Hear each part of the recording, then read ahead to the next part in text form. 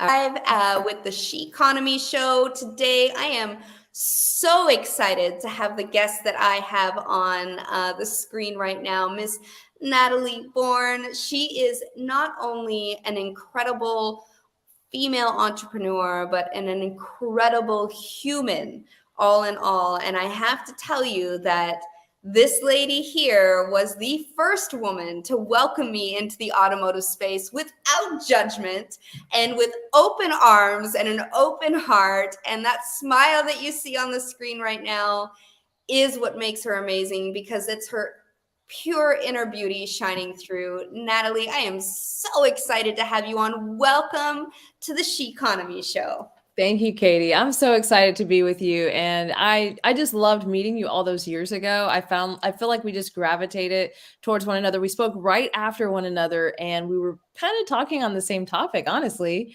Yes. And we listened to each other's talks and then we like caught up later, got dinner or something. But it was so cool just to connect with someone in auto that was just kind and open and willing to just share information back and forth. And so we connected then and we've stayed in touch ever since. Oh my gosh, yes. And you have some exciting, amazing things that are happening in your world right now. But first, let's let everybody know who you are. What do you do? And, for the ladies out there, if you are listening or watching the replay, this woman is somebody you want to emulate in terms of taking risks and having success in a really true male dominated space. So, Natalie, let everybody know, who are you and what do you do and how are you helping the world?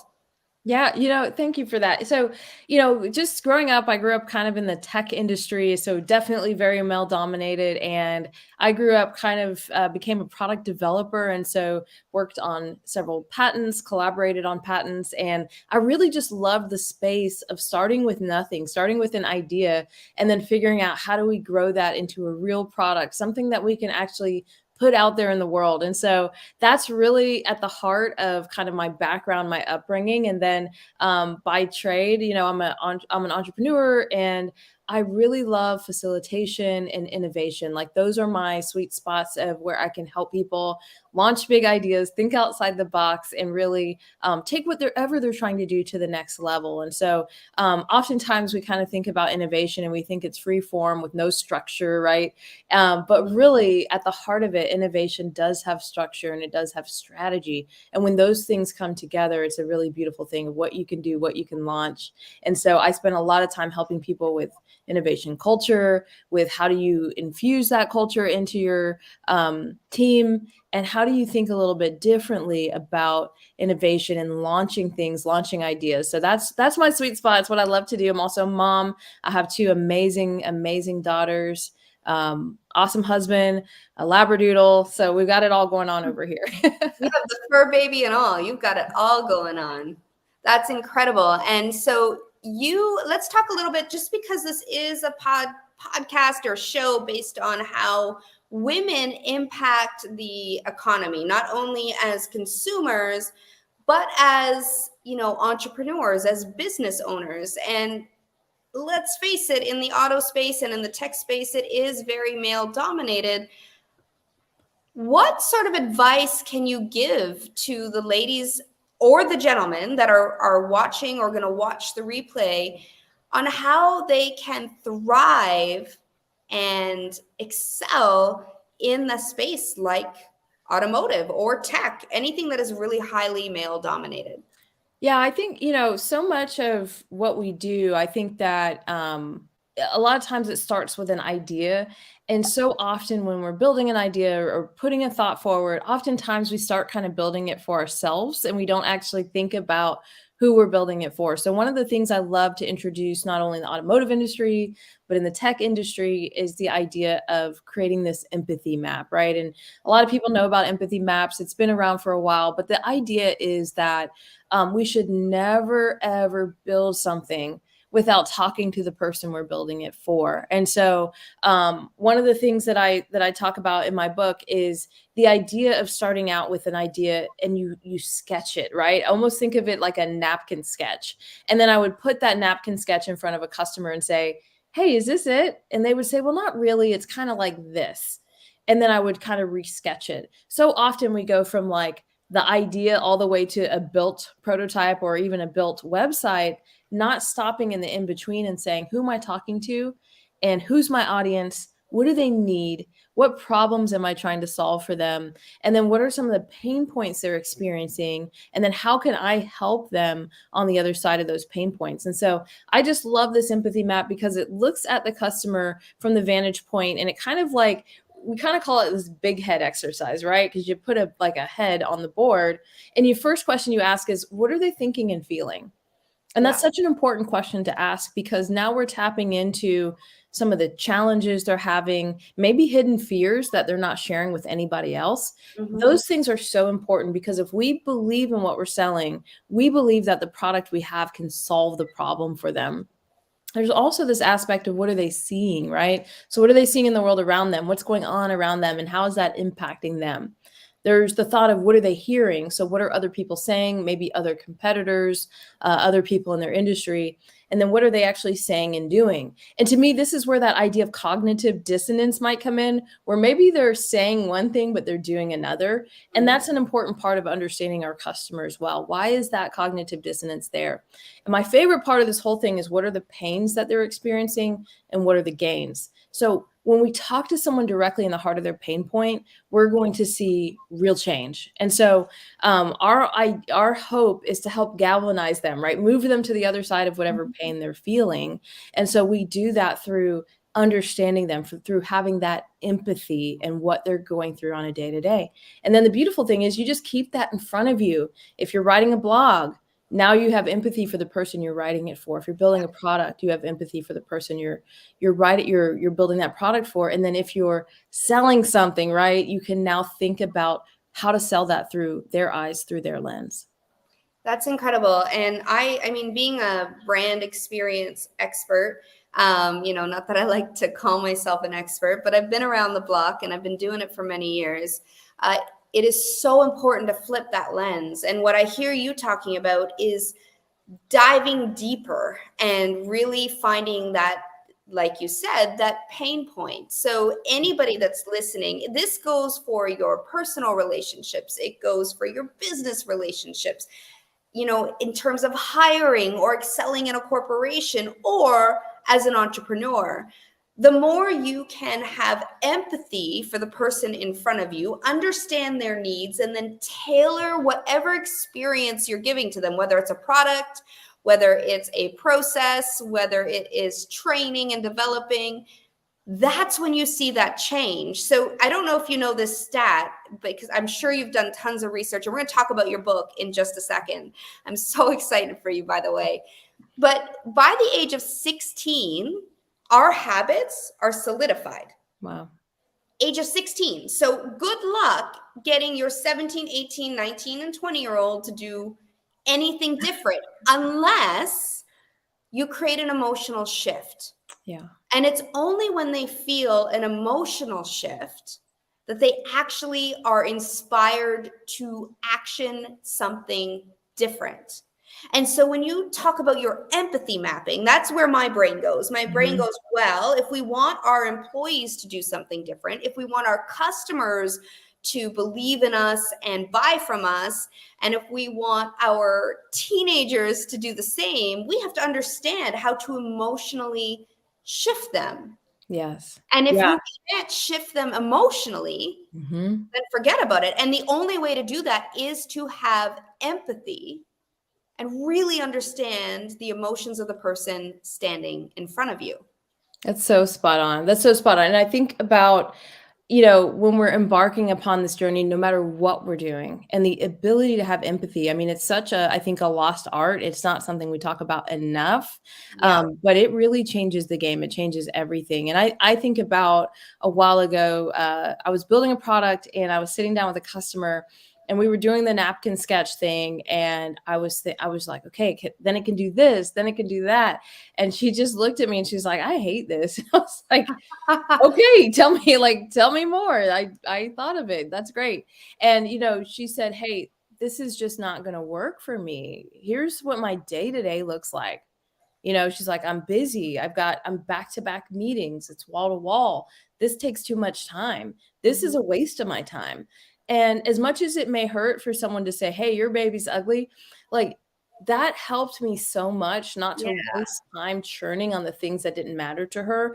And so often, right, when we're providing a service or a product, we forget about the idea of sitting down with our ideal customer and just talking it through with them and letting them just be super honest with us. And it was a funny day and a sad day for me, right? Of like being like, oh, I've got so much work to do here and I've kind of missed the mark. But at the end of the conversation, I said, hey, if I fix all these things, would you be my first customer?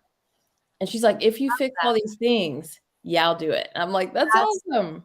So I love that. And if we're giving, and this is what this show is all about, is to just give golden nuggets, right? Give these nuggets of information to our listeners, to the women out there, to the men out there, but really to build anything that you are working on right now. And I think what I hear, and correct me if I'm wrong, keep me honest, Natalie, is that you have to be able to have a little bit of thick skin and not necessarily get offended, because at the end of the day, it's not about you and it's not about me. It's about the person you're serving. Yeah. It's about the fact that you are creating an experience, a product for the person sitting in front of you. All right, let's talk about your new book, because I know you have definitely written about the empathy mapping and some of these strategies in your new book. So your new book comes out June 20th, yes? Yeah. So excited for you. And it is called Set It on Fire. So let's talk about your book a little bit and share, why everyone who is watching or going to watch the replay should watch out for this book. Yeah. So, I mean, thank you for that. I mean, I think one of the things is if you're building an idea and you want to figure out, how do I get started? How do I not waste time? How do I not waste a bunch of money, which a lot of people do whenever they're launching an idea? Then this book is for you, because it's all about how to start from an idea and then bring it all the way through to market. And so often, we feel through the dark. We can't really figure out what we're doing wrong. We feel like something's off, but we can't put our finger on it.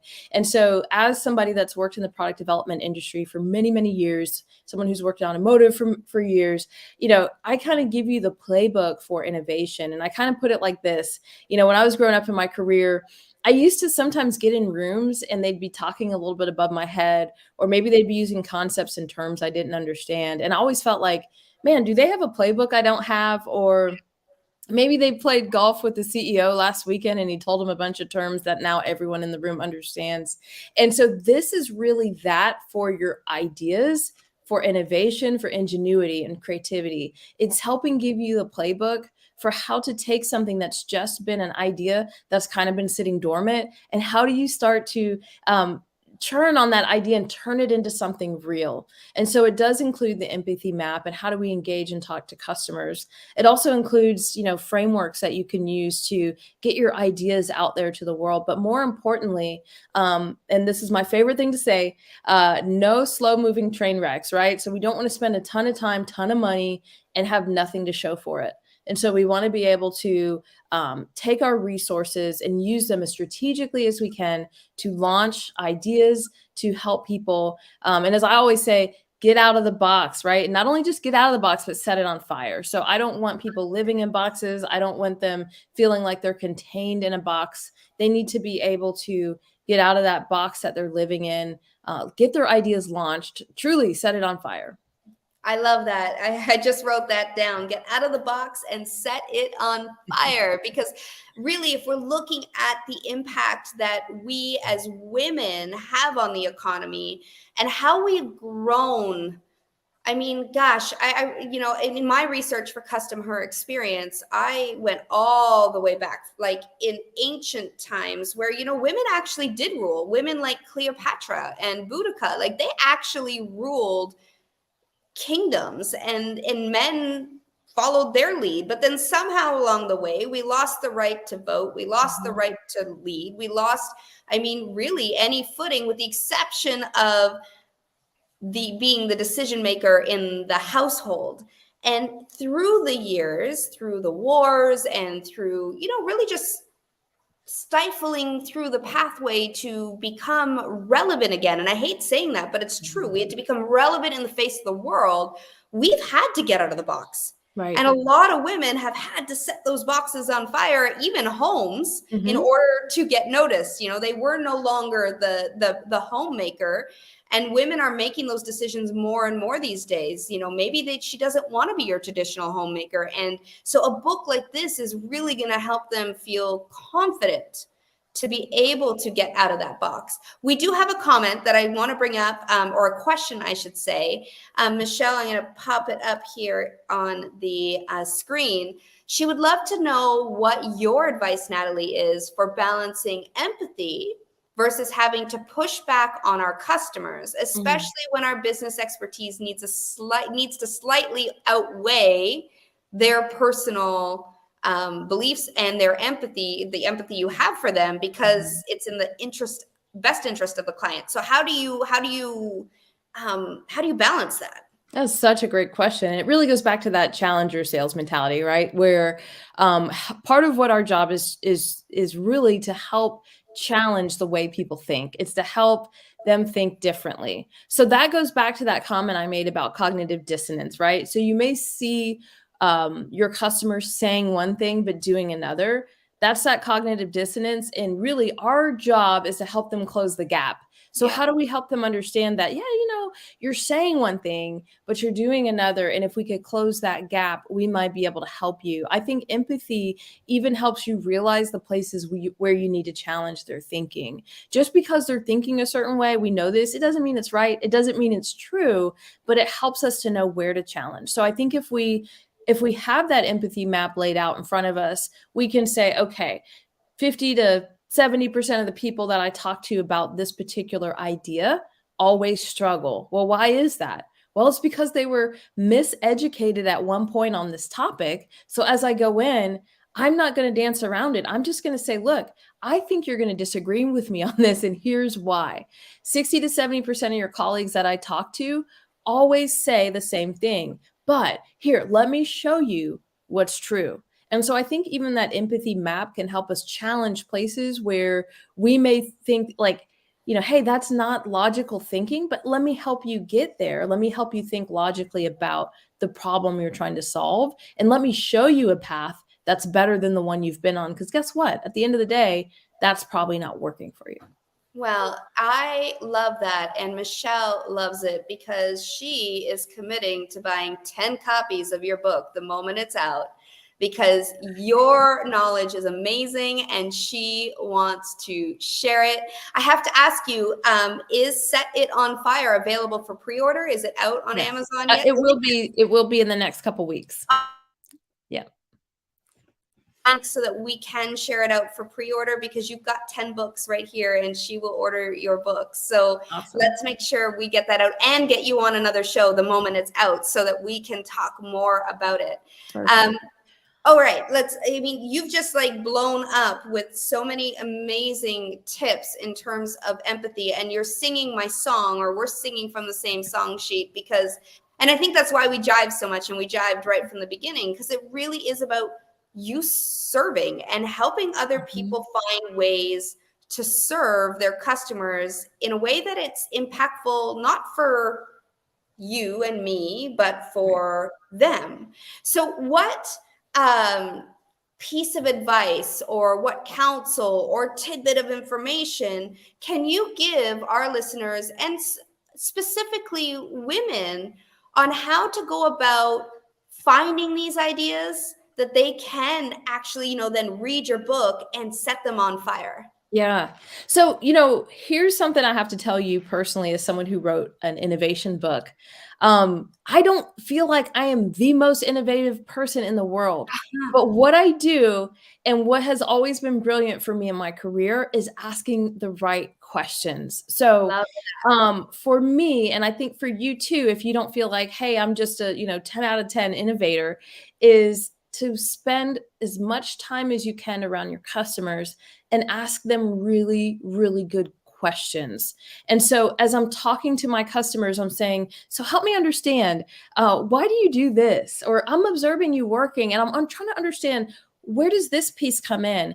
And then Tell me more about why that's a problem for you. And so as you start to get more and more of those conversations under your belt, for me, innovation is simply recognizing patterns and monetizing them. So if you can Love start to that. see that a bunch of people are having the same problem and they're all trying to like solve that problem through the same workaround, well, guess what? I've seen it 10 times, 20 times, 30 times. I may just have a product on my hand. So, really, what we want to do is get in front of our customers. We want to ask really hard questions, and we want to watch as they work, observe as they work, hear what they're complaining about all day, and then say, "Is that a problem I could solve? If it is, I should go do some research. I should do some napkin sketches, and I should come back in a few weeks and see if I've actually solved the problem."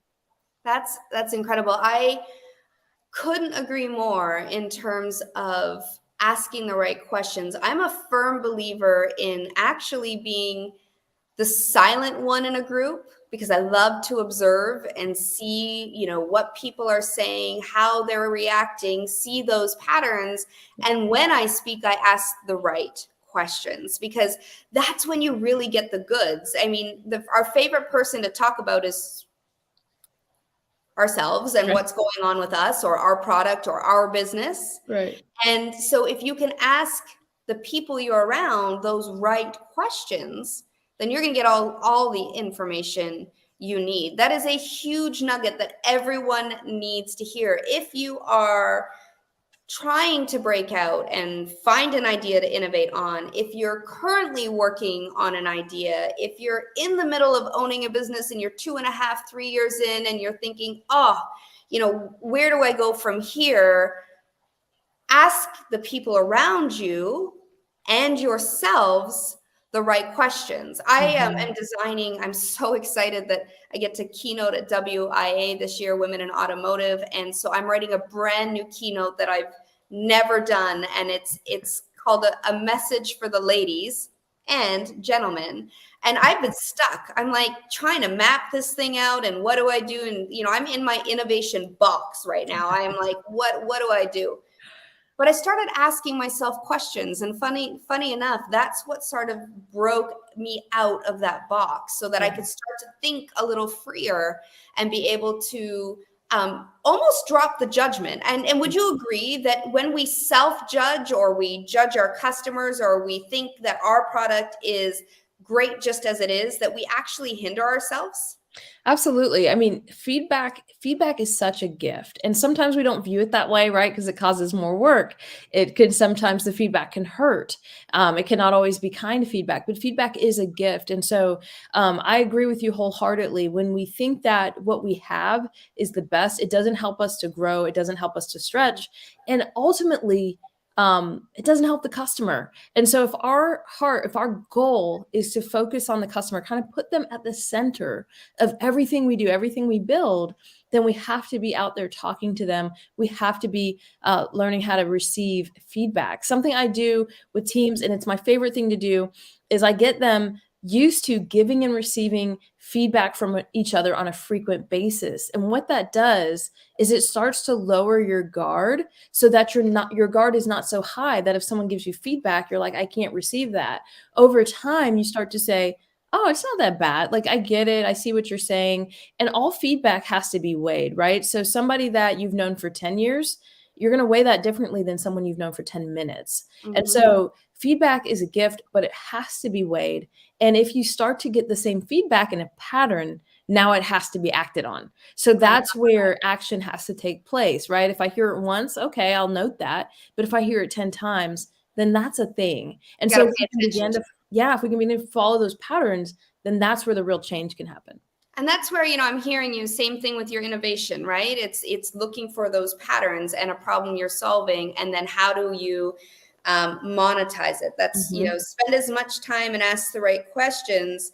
And how do you reorganize those patterns and then monetize them? And so that goes for anything, whether you are trying to solve a problem within your family, whether you're trying to solve a problem as an entrepreneur or a business owner, or within a group, in a corporation, or within a dealership. It really is about making sure we can solve for them, reorganize them. And then at the end of the day, I mean, we want to make money. Your organization wants you to make money. You want to make money. And, you know, your customers that you're serving, they also want to make money. So how do you monetize that? That's right. Incredible. And Michelle says here, feedback is a gift, but it has to be weighed. She loves what you're saying.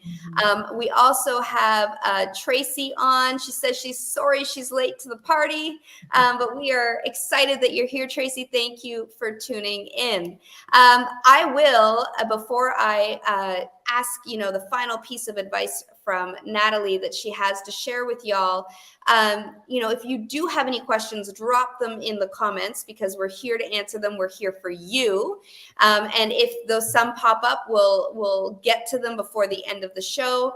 But Natalie, if you were to give, you know, one solid piece of advice to the women out there who are starting to recognize their own patterns, who are daring to innovate, who want to, you know, excel where they are, what would you tell them to help? You know, what would you have wanted to know when you started out in your career? What sort of information would you tell them?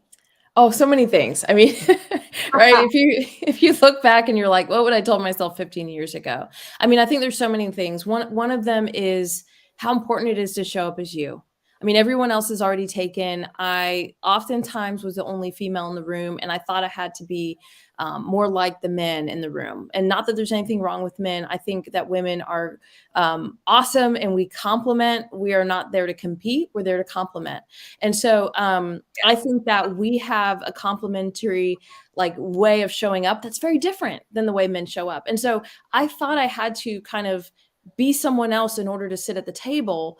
I think it's so important to sit at the table and be you because you're bringing a perspective that no one else has, even if you're the only one at the table. And so one of the things I say all the time is that diversity of teams in terms of thinking and approach and problem solving is what actually forges innovation. So if you're sitting at the table and you're looking around and you're the only one, that means you're there with a purpose, and you have to bring that diversity of thought. You have to bring that different way of thinking. And it's so important. You're almost failing the people around you if you don't. Right. Yeah. And the other thing I would say is how important it is to have formal and informal mentors. I mean, again, I didn't have a lot of women that could mentor me, but there were men in the business that would mentor me. And I took the opportunity to ask them to coffee and get very specific on, hey, I'm trying to solve this problem, or I'm stuck here and I don't think I can kind of move forward. And what I loved about the male mentors I had growing up is how direct they were. So I never had to what did he mean by that? It was so direct and to the point that it actually helped me to be able to implement that feedback very quickly. And so ask for feedback constantly. Don't be afraid of it. Feedback helps us to grow. Like I said earlier, it does need to be weighted, but just getting that feedback, not only in your customer lane, but also in your personal and professional lane are critical because we all have blind spots. And so there are tons of things we all do that we don't know we're doing. And unless we ask and have somebody come alongside of us and say, hey, I don't know if you realize, but you cut off 5 people in that meeting, or I don't know if you realize, but you're not being collaborative today. Oh man, you know what? You're right. I'm trying to rush through this and get it done.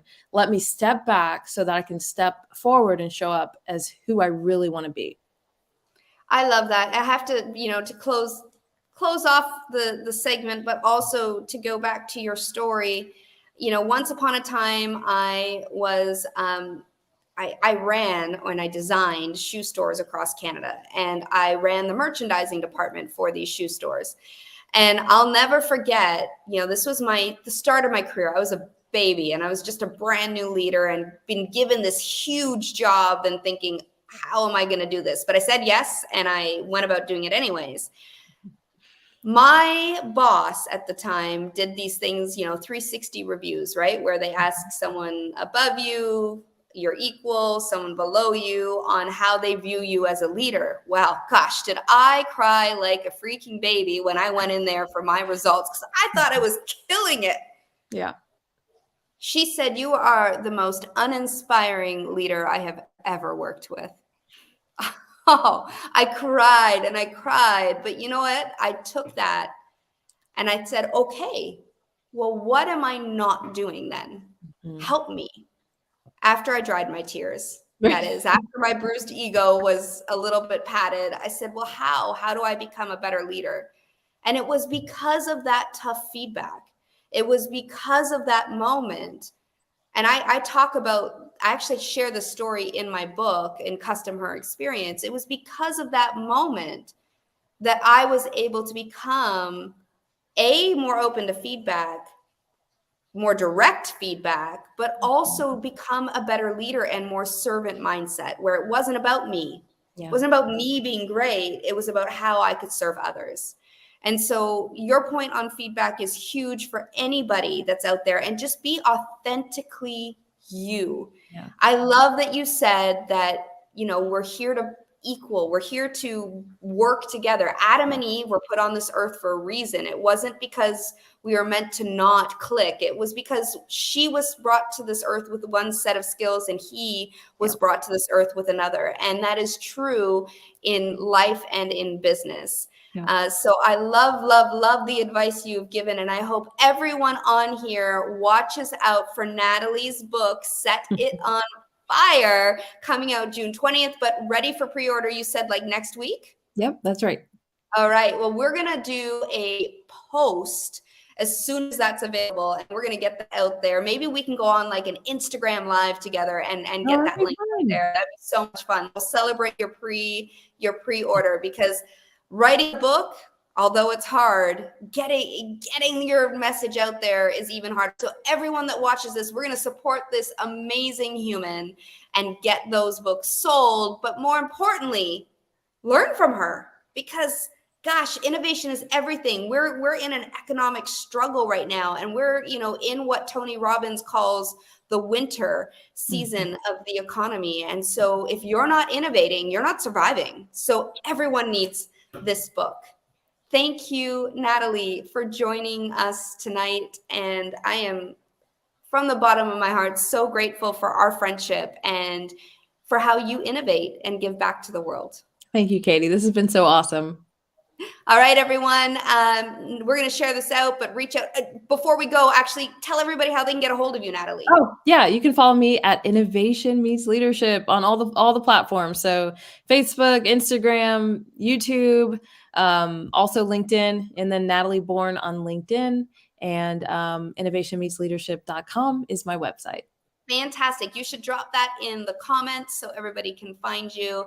And I hope you have an amazing night, and I'm sure we will chat soon. Awesome. All right, cool. Everyone, take care. Bye-bye.